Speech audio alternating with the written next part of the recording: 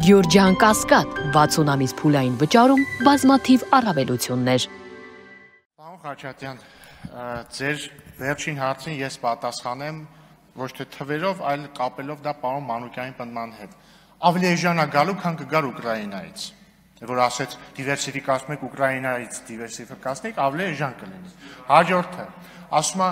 նաև պարոն Մանուկյանն է, էլի չէ, ասում է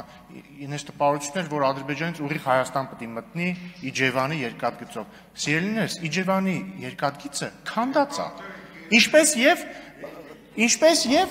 եւ պարոն Սուքիասյան, խնդրում եմ պարոն Սուքիասյան, մի վայրկյան, պարոն Խաչատյան եւ պարոն Սուքիասյան լռեք։ Իջևանի երկաթգիծը չի գործում։ Մի վայրկյան, չէ, ես նայում եմ, որ Գեղամ Մանուկյանին բացատրեք, որ գոյություն չունեցող այս բան երկաթգծով անհնար է բաններ գրել։ Մեղրի երկաթգիծն էլ քանդած է սա։ Ձեր իշխանության օրոք Մեղրի երկաթգիծը քանդել են, մետալալում են հանձնել։ Չէ, չեք, ուշադիր չեք։ Հաջորդը։ Ասում եք, պարոն Խաչատյան, ասում եք, մենք կողմ ենք, որ բոլոր կոմունիկացիաները բացվեն միաժամանակյա։ Մենք ոչ միայն կողմ ենք, որ միաժամանակյա բացվեն, այլ եթե մինչև այդ մեր համար կարան բաներ բացվեն, թող բացվեն, ինչ խնդիր կա։ Վատ է, հա։ Վատ է, որ մեր համար ոչ միաժամանակյա, բայց մեր համար բան է բացվում։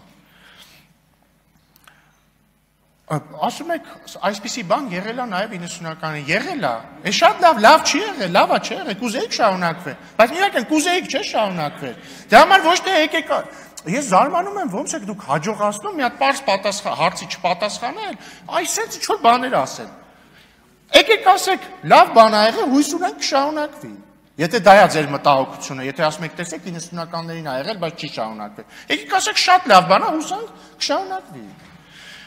Ու վերջինն է, պարոն Խաչատյան, որ ասում եք նվաճողը սիրում է խոսել խաղաղության մասին։ Լավ, որ մեջ բերում եք դասականին։ Շատ լավ, բայց մի հատ դուք կողմնորոշվեք, այսինքն Ադրբեջանից հնչում է ապակառուցողական, թշնամական հայտարարություն, դուք գալիս ասում եք, ահա, ձեր ամբողջ խաղաղության օրակարգը կեղծ է Ադրբեջանից, քանի որ հնչում են ռազմատենչ հայտարարություններ։ Ադրբեջանից հնչում է խաղաղասիրական հայտարարություն, գալիս ասում եք, ահա, սա նրա պատճառով է, որովհետև նվաճողը սիրում է խաղաղություն։ Այսինքն ձեզ գոհացնելու ձև չկա, հա, ընդհանրապես։ Թե իրականում կա ուղղակի դուք դասական ռեժիմի մեջ եք, որը ինչպես